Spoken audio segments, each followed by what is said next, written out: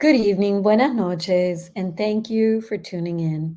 I'm Christina Nosti, Events and Marketing Director at Books and Books in Miami, Florida, and tonight I'm thrilled to welcome you to our virtual evening with Megan Tady to celebrate the publication of her debut novel, Super Bloom, published by our friends at Zippy Books. Megan Tady is a writer and editor who runs the company WordLift. When she's not scrutinizing copy, she can be found stalking her free neighborhood library, challenging anyone to a dance off, or stewing over how Portlandia stole all of her jokes. She's hard at work on her next novel, Champions for Breakfast, which will also be published by Zippy Books. And to moderate this evening's conversation, we're joined by another Zippy Books author, our friend Alisha Fernandez Miranda, whose memoir, My What If Year, was published earlier in February and hailed as the next Eat, Pray, Love. She's the daughter of Cuban immigrants who grew up in Miami, now lives in Scotland, and has had a whirlwind year. Throughout this broadcast, please remember to post your questions for the speakers using the Q&A function at the bottom of the screen. And thank you for purchasing your copy of Super Bloom, or My What If Year from Books and Books, and for supporting independent bookstores everywhere. And now, without further ado, I'd like to welcome our guests to the virtual stage. Hello and welcome. Thank you. Do you like my super bloom eyes? I do. I've gone themed. Oh, they look amazing. I'm gonna have to put them on after this because it is midnight here in Scotland. So I know. I'm gonna keep from being puffy. Welcome, Meg. Thank you. Thank you for being here. It's so great to see you. I just loved this book. And not just because it's a Zibby book, not just because we've gotten to be friends and we've been in their writing and publishing trenches together, but it's just exactly the kind of book I think I would say I needed when I read it, but actually I think I would always need a book like that. It was tender and heartfelt. It was hilariously funny, and it was just a gift to read. And so I think I came to you and I was like, let's do an event. Let me moderate an event. I want to ask you all these questions for the sake of our wonderful audience. So thank you for agreeing to do this with me. Thank you. I feel like you were one of the first people, that I heard from who was like, I love your book, out in the wider world. And it feels so good to start to get feedback and to realize that you're reaching people and people are responding to it. So I'm so happy to be here.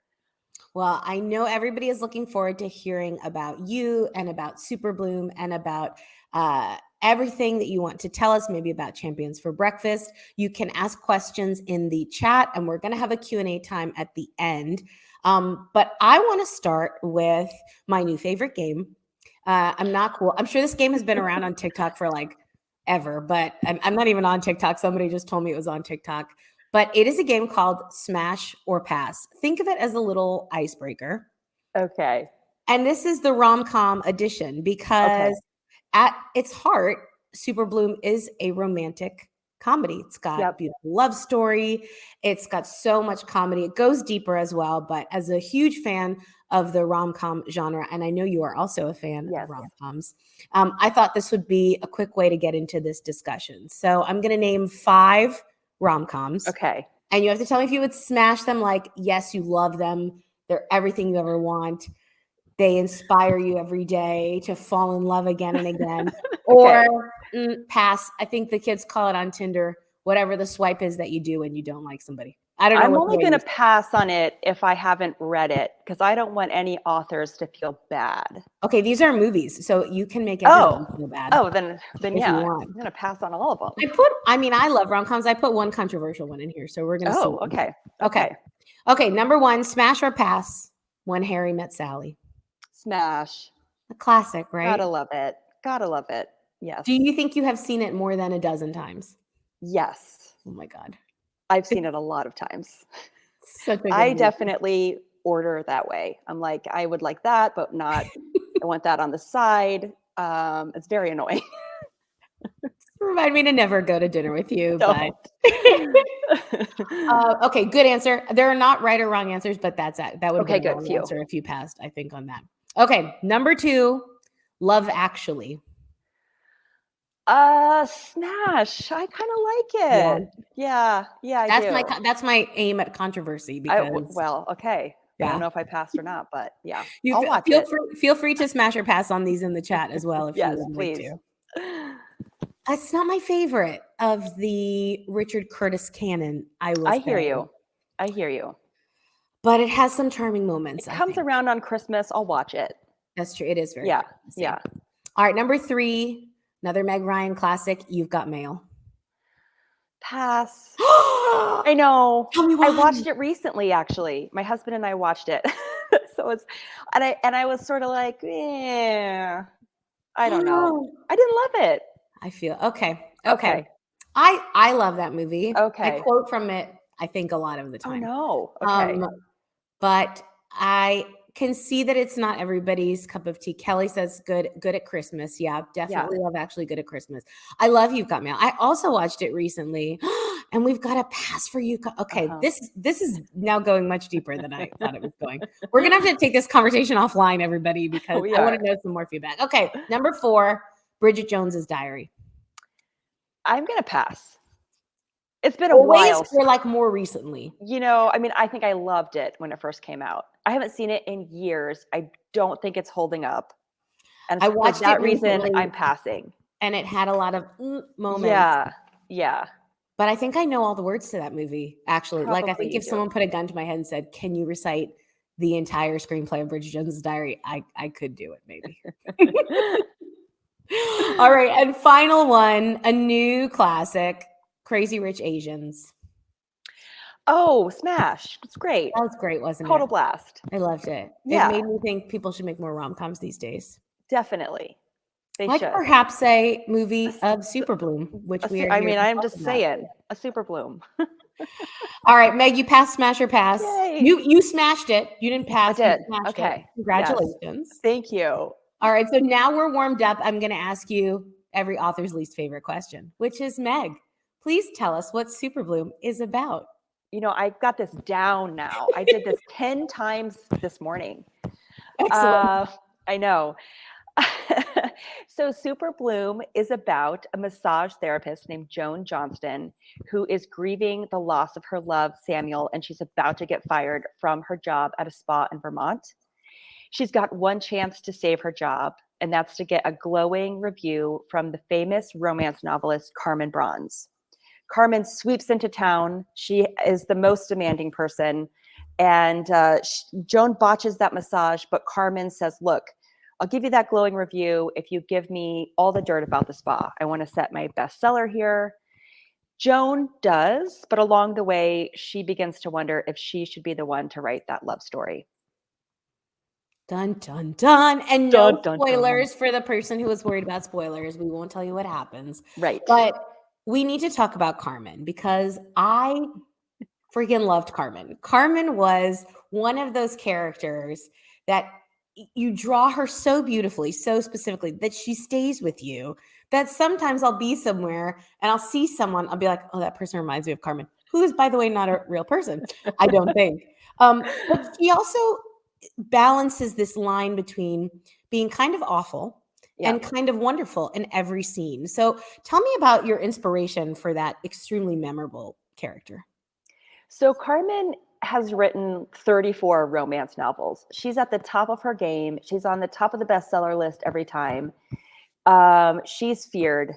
She says whatever she wants. She knows exactly what she wants. She goes for it. And, when you're in a conversation with her, she both insults you and sort of gives you a ton of insight at the same time. And you're left being like, wait, do I hate her or do I love her? And that's how Joan feels throughout the book. I don't know why it was so easy to write her. I just felt her voice coming through. And I think it was a way for me to sort of channel the part of me that wants to just say the rude thing, that wants to just be like, oh, you carry my menu, you just, bring me this. So it just allowed me to do that and run with it and dial up a lot of the comedy there. One of the things that was really important in the editing process with my editor, Bridie, who was so great, she was like, I want to see Carmen have more of an arc, a story arc. And I want to see us begin to know things about her that are under the surface. Everyone has something going on that we don't see every day. And so she has more than meets the eye. And that begins to be revealed, no spoilers, as the story goes on. And Joan gets to know a little more about her, and that sort of changes their relationship. And I think that changes the way the reader comes to think about her as the story ends, and to sort of respect her journey a little more. I have a ton of respect for Carmen. When I first started crafting her as a romance novelist, at first, this was, this book took me 8 years. So this was a few years in as I was working on it. And I thought that this was going to be a lark, that she was a romance novelist. I thought it would be hilarious. But I also was kind of poking fun at the genre, and I hadn't really read it in a long time. And I thought, I should read it again. I hadn't read it since I was a teenager. I should listen to authors who are romance novelists.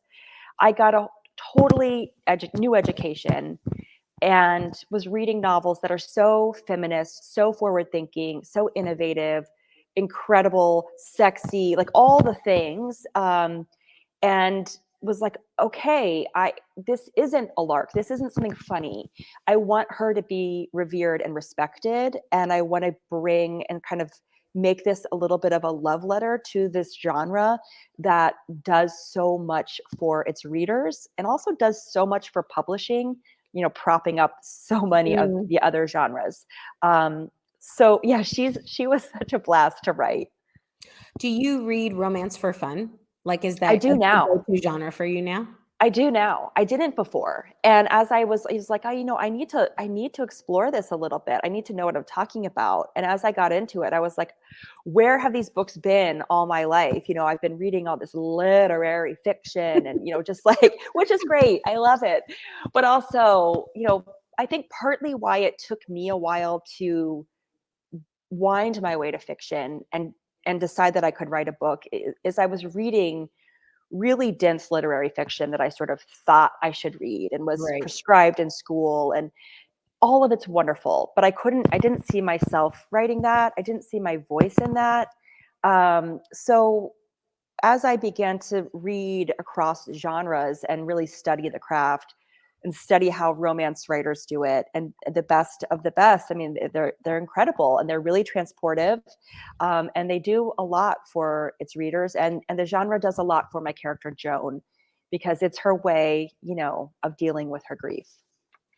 I love how she does that. Now, Super Bloom is a love story, and it portrays many beautiful things about love, but it also talks about friendships, and it talks about how amazing and wonderful and critical friendships are in our lives, but also how painful they can be sometimes when we feel like we have friends that don't understand us, or we might be in a different place. You portray in the book, you've got long friendships that have been going on forever, and then you also have new friendships that Joan as an adult. So why is this something that you wanted to write about, and that played, I think, such an important role in the book, the role of Joan's friends, kind of her circle? I needed to show Joan transforming over the book without sort of telling the reader Joan is transforming, and without her saying, I needed to show her having aha moments without her being like, I'm having an aha moment. And you do that by putting people around her, that give her opportunities to learn and grow, and to have conversations and have back and forth and dialogues that allow her to sort of think back or move forwards with certain things. Her oldest friend in the book is Cher. They've known each other for years. And I wanted to explore in that friendship what happens when things begin to fade between two friends, but you can't really put your finger on why. And maybe you're having some kind of angstiness, they're having some angstiness, you don't talk about it, and then you kind of get further and further apart until suddenly you're just sending like emojis, and you're kind of having this very silent text war, and it makes and then suddenly you're like, why are we not talking? And then when you come back together again, you realize there's like decades of hurt underneath it and misunderstanding. And that friendship allowed me to tap into the hurt Joan had with people saying, move on from your grief faster. I want you to be in a different place because it makes me uncomfortable. And for Cher, she's really caring for Joan, but she doesn't know how to help her get out of this rut. And then Joan has all these new friendships and these quirky cast of characters at the spa, and the library and the deli. And deli. I love deli. Deli. And those also kind of, they allow her to sort of reinvent herself. When you meet new people in your life, in your adult life, you can kind of be seen with fresh eyes, and you can kind of present yourself differently. So she begins to do that with some of these people. It also allows her to recognize, man, I have this whole crew of people who really love me around me, even though I've been kind of a jerk. And if I say yes to this, if I step to these people, they're going to step to me. And it gave Joan the chance to do that. I love that. I want to pick up on something you said about Joan's relationship with Cher and grief, because grief is a very important part of this work. I think that one of the issues that you handle really delicately is that Joan's grief is ongoing, and she's grieving for longer than some people think she should be grieving. So sometimes people don't understand why her grief is going on. And she's grieving for someone that maybe people don't think she had a right to grieve for. Right. Because, and this is not a spoiler, but the person that she's grieving is someone that she knew for a relatively short period of time, although they had a major impact on her life. How have your own experiences, or what you see in the world and the conversations that we're having about grief, how did they shape this narrative as you were developing that side of it? I wanted to give Joan, often when we hear about loss in a love story, it's when you've lost someone who you've been with for years. You know, you've been married for 20 years, or you've been together for decades. And I wanted to explore what happens in new love. You've got all this heightened emotion, and you've got all these exciting feelings and expectations. And what happens when something doesn't work out? You know, Samuel and Joan were together for 6 months, and they're these quirky characters who find each other in the world, and they are so pumped to be together.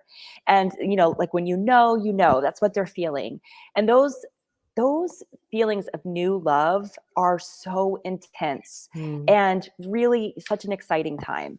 And then suddenly he dies, and she's left holding the bag and holding all of those emotions without having the status of being a widow, being a fiance, being a long-term girlfriend.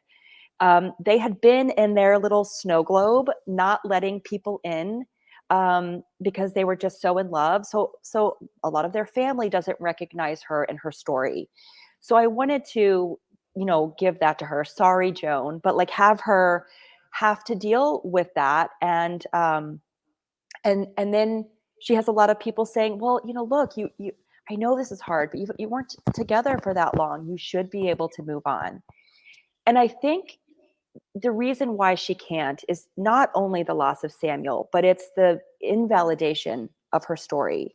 And it's the reason then that coming to writing and telling the love story she didn't have is so compelling to her. It's taking her power back and taking her story back, and sort of saying, you know, we did exist. This was a blip, but it was going to be an epic story, and I wanna finish that tale.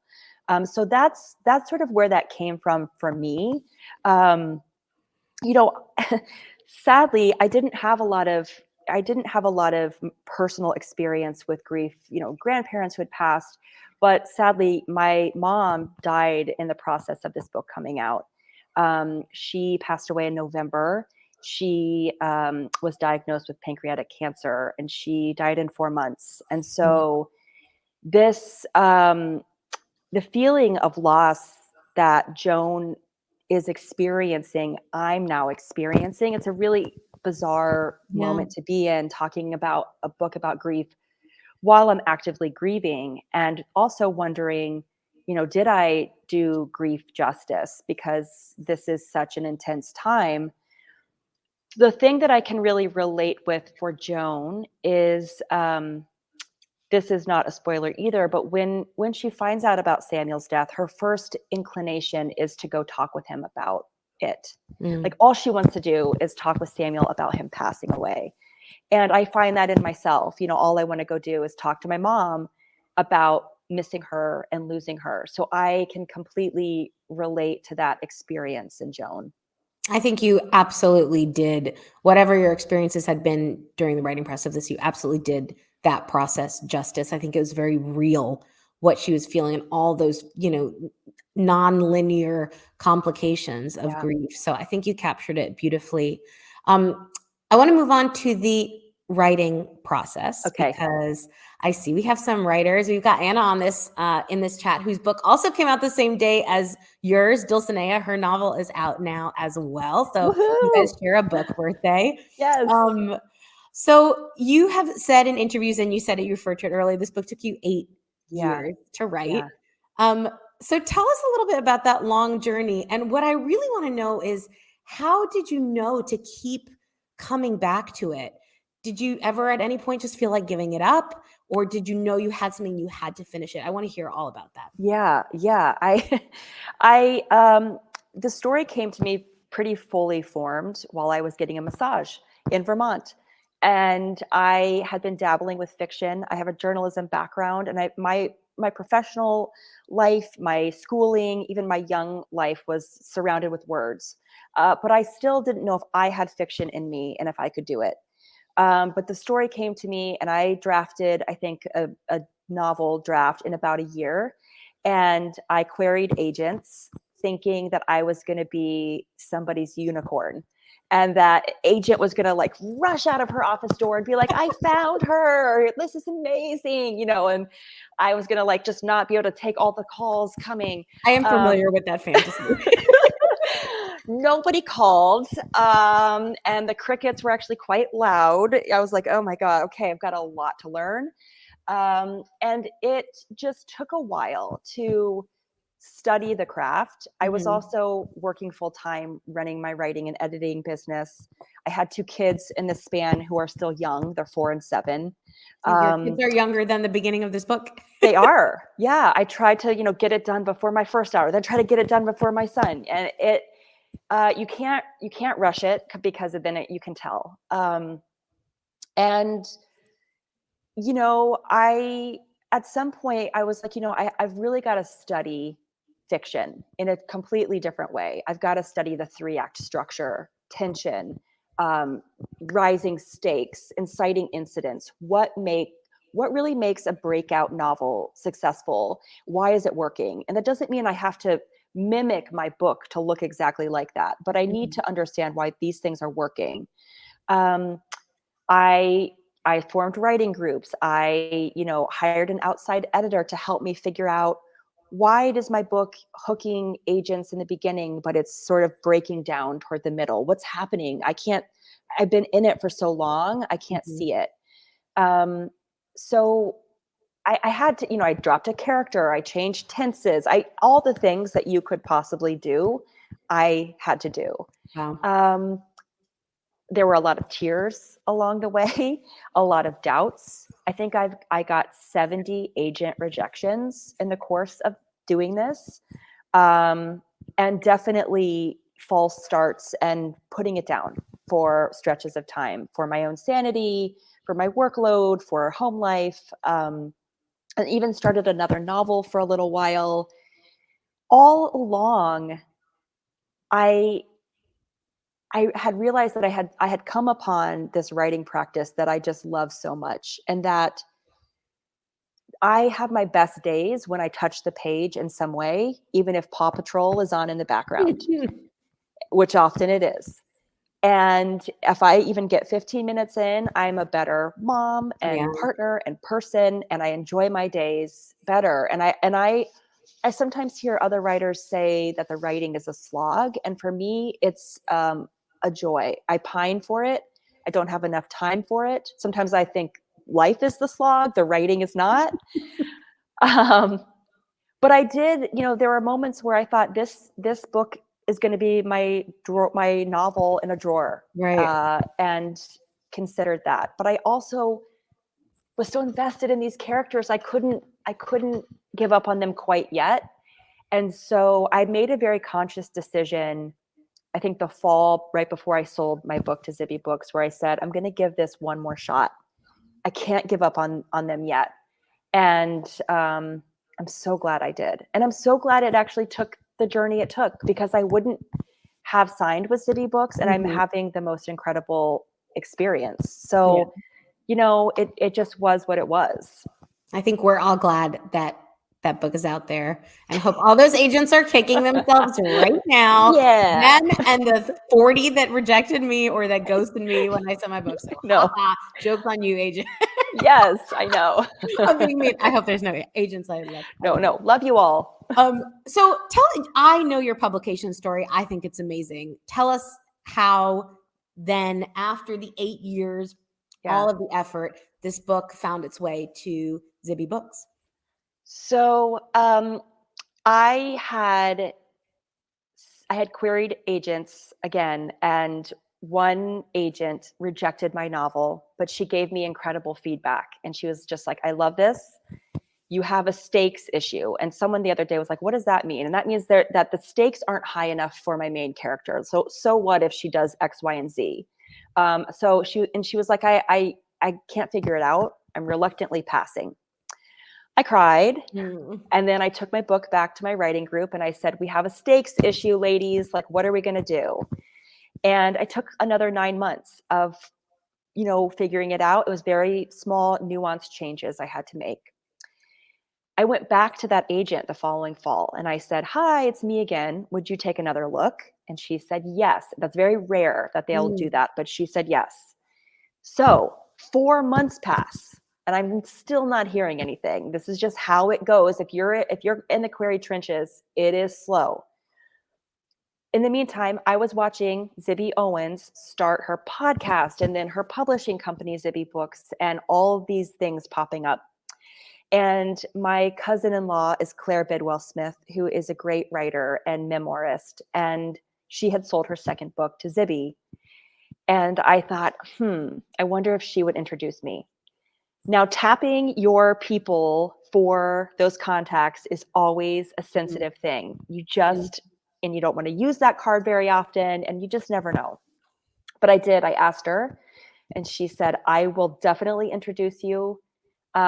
They've passed on a few of my friends' books, just so you know. And so I prepared myself for more rejection.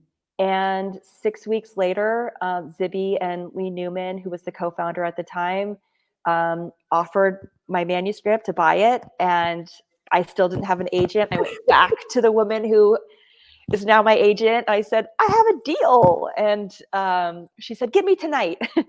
Read it overnight, talked with her the next day, and the rest is history. It was the best week, all the things coming together. And that was just a little over a year ago. Everything went pretty fast. The editing process was expedited, and now we're here, and I've sold them my second book, which is just so crazy. Here we are. Yeah. Oh, now I want to make sure we have time for other people to ask questions. But I did want to ask you, you are day 3 post publication. Yes. But as any of us who have been in the book world know, there is a long journey of promo that happens before, in addition to all of the intensity. So what are you most excited about in the weeks to come, and what are you least excited about? Leading up to all of this, I've been a really nervous public speaker. I've talked to you about this, Alisha, because you're just such a natural. And I really like attention. That's it's a you're problem. Good. You should be a talk show host, as I always tell you. You, as an author, you don't realize when you're like sitting in your little room typing for 8 years that you then have to go out and talk about it and promote it. And so that's been something that I've been sort of dreading. But I have to say, I have a few events under my belt now and podcasts and interviews, and it's been pretty fun. I'm getting my sea legs. And that it's been great. So I've been kind of dreading that part, but now that I'm getting used to it, I'm enjoying it. I'm having a lot of fun hearing from readers already who are, someone today said, your book inspired me to get back to writing. And man, like that's just the best thing I could ever hear. And that was sort of what I had hoped would happen, that people who, this underlying message in the book that we all have these seeds of dormant potential inside of us waiting for the right conditions, whether it's writing, whether it's something else that you love, and to sort of step back up to the plate for it and to sort of grab a hold of it. So that stuff is just, it's making my day. It's just so incredible to hear. It is only the beginning, because I know that this book is going to connect with so many readers. I actually don't even have my copy because I gave it to someone because I was Yay. like, I finished it and I was like, oh, you have to read this book. So that's always how I know I really like the book if I don't have it anymore, because I've given it away to somebody who I think will love it. So Meg, thank you for listening to all my questions. Let's so good. open it up to the audience. Does anybody have any questions? You were great, Alisha. How I can see these.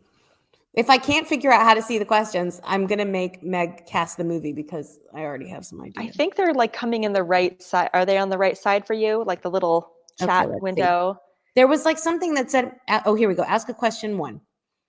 Who are some of your favorite romance authors? Ooh, I want to know the answer to this. My goodness. That's so funny. I don't see that one. So it's funny because every time someone asks me to like name what I'm reading, I completely forget it. That's why I got Goodreads actually, because I kept forgetting everything that I have read.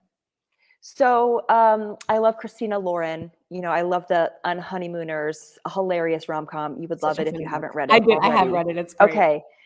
Emily Henry, of course. I still haven't read her latest. Can't wait. Straight romance. Sarah McLean is great. She's wonderful. And in fact, she was one of the first, as I said, I was trying to get used to the genre and dive back in. I began reading her and listening to her podcast interviews, and I was totally blown away by her and her writing prowess. So those are 3 that I'm thinking of right now, and otherwise my mind is blank. I'll have to come back to it. That's all right. You can send them out. I want to actually know them all as well. Okay, we have a question. Have you completed the second book that you've sold? So that's Champions for Breakfast. Yes. Is it done? And since my mom is asking that question, I'm going to add in a second bit to it, because I wanted to know how your process has changed between the first book and what you're doing now. Hi, Mindy. That is so sweet. I love that your mom is here. The book is not done. It's due in a few weeks. I have 70,000 words. I'm aiming for another 10. And it's a very intense time to try to finish a novel. I'm excited about it. It's a completely different book. And it's about a mom and daughter who are estranged, and they're alpine ski racing champions. One's a former Olympian. One was going to be an Olympian, but wanted to go to art school instead. So they get stuck in a Swiss village when an avalanche socks in their town, and the only place to stay is a youth hostel. So they've got a tiny room with bunk beds, and this has been a blast to write. And I've been interviewing, former elite athletes and Olympians about what it's like to devote, your first part of your life to something. And then by the time you're 30, you're kind of done, and how you change careers. Wow. I've never written under contract, Alisha, so this is new,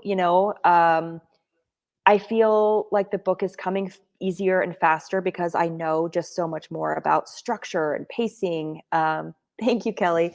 And it's amazing to have help. I have my editor, I have my agent. I'm not trying to, I want to impress them, but I'm not trying to win them over. They've already bought the book. Right. And now I can just be like, I've written myself into a corner. What do we do here? Or I can't figure this plot piece out. What do you think? And that feels like such a gift. And I'm really excited. I love the editing process. I actually, even though sometimes getting the edit letter is a little daunting, I love kind of layering back in pieces like, like you're working on a painting. So I'm so excited to hand it over and then get the feedback and keep elevating it. It's fabulous. Yes. And we have a question coming through from Court. So, what are your tips for coping with the type of rejection that's inevitable with the querying process? I can also answer that question. Yes, I bet you can. I'm a friend of rejection as well. Meg, take that one first. Gosh, there is no torture like being in the query trenches. It is awful. And I completely understand it. And I understand this sort of refreshing your email and playing mind games. I'm not going to check my email and just the whole thing. And I was definitely told, it's so subjective and don't take it personally. And of course, you're going to take it personally. Now that I'm on the other side of things, I see why it takes so long to hear back from anybody. These people are so busy. The agents have so much going on. There's so much on their plate. It's a wonder they get anything done for their clients, let alone reading. So that's just to understand why this takes so long. I definitely thought that if I didn't get swooped up right away and I wasn't an overnight success story, that meant I was talentless. That is not the case. It did take me longer to get better. I had to humble myself and say, actually, this isn't that good yet. Thinking you can just like write a book and get published is thinking you can just like go play goalie for the World Cup team after not practicing ever. It's just like you've got to really grind it out. Mm-hmm. So making sure that your manuscript is in really good shape, having a lot of beta readers before you go out, working on something else while you're submitting. And also knowing that if you don't get swooped up right away, it doesn't mean that you don't have talent and that your story isn't brilliant. This is just the way it falls sometimes, and you just have to stick with it. There's that old adage, like the writers who are getting published aren't always the best. They're the ones who stick with it. Right, Alisha? I totally agree. Perseverance. Okay, baked goods helped me deal with the rejection. Every time I got like a ghost or a rejection, there would be like a little treat. Yes. Yeah. Maybe it was a glass of wine. Maybe it was a cookie. This was also, I was querying during the pandemic. So there was a lot of baking happening in my life. But I think you're absolutely right. I think it really isn't personal. There is a fantastic podcast, which I don't know if I'm allowed to curse on this. So it's just called The SHIT. No One Tells You About Writing. I think maybe you're going to be on that podcast. Yes, next week. I love that podcast. And it is such, if you've never listened to it and you are querying, I could not recommend it more highly. It is such a peel behind the curtain of what literary agents are thinking when they are looking at pieces of writing. And you really see how commercial it is, how it's not always personal, how there are so many great pieces of writing that just don't find the right home with the right agent. And that's okay. I cast a wide net. And you know what else I did? I wrote a memoir, so it's a different type of query, but I did some A/B testing. I had different excerpts. If somebody wasn't asking for a specific part of the book, I sent different bits because I wasn't sure what was going to resonate with people. I had 4 or 5 different versions of my query letter, and I kind of sent them out to different people. So, and I just kept going. And I think that the people who I've heard that sent out 7 queries and got 7 responses, and then those stories are very few and far between. Most of the writers, working writers that I know who have books published, queried lots and lots and lots of people in the process to get their agent or to get their book published. So don't give up, I think, is the key, because it really sometimes is just about finding that right person who's looking for your story, who thinks they can sell your story, which is ultimately what they're trying to figure out at the right time. So I wish you luck. And often the people who get swooped up by an agent right away, then have trouble selling, their book dies on submission, or they have a memoir that then they actually are told they should fictionalize and they have to spend another year on it. The whole, so I was talking with someone the other day, like, why have we chosen this profession? It's a hard one. having your book not published, having a book published and someone tags you with like a 2-star review, and you know, like it's hard all around. So do it too, because like I said before, you love it, and touching the page each day fulfills you, whether someone is saying yes to your book or not. And that's what it was for me. I love it. Christina, do we have time for one more question, or do we got to go? I'm here. Yes, we have time for one more question. All right, amazing. Because I love this question, which is, did your editor make a lot of initial changes? And so how did it make you feel? And I would also like to know, what is the same from that very first draft 8 years ago that's still in the book today? So my editor gave me 9 areas of focus. 9? That's a lot. Yeah. And they were like, this is going to be a quick edit. And I was like, oh, no editor should ever say that. And it wasn't. But, you know, by 9 areas, I mean, it was like, okay, setting is Vermont. Love it. Dial it up. People who live there, they want to see it reflected more. People who don't want to know more about it. Sprinkle it in. So that's one thing. And that, you know, that's pretty quick. You know, doesn't take long, but like, oh, here. There was Joan's dad character, and he was really flat on the page. So either cut him or dial him up. So I chose to dial him up. You know, there was this story arc at the end, sort of with Carmen, that wanting to make that a bit bigger. And the biggest change, I think, was the ending, tweaking the ending to sort of match the changes we had made early on. The very sort of kernels of the story are very similar to the first draft. In fact, I just did a reading the other night at the space where I wrote my first chapters, and the woman there who runs the writing group was reflecting on my first iteration, and she was like, you changed a lot, and so much is still the same. I also think a big piece that I had to work on was the humor. And in the beginning, my character Joan was making fun of the people on her massage table in a way that was too cringy. She has a lot of the power in that moment, even though she feels powerless in her day-to-day. In that moment, there's people vulnerable on her massage table. And so this like, I thought it was like, oh, funny little quips she was making about people weren't actually funny.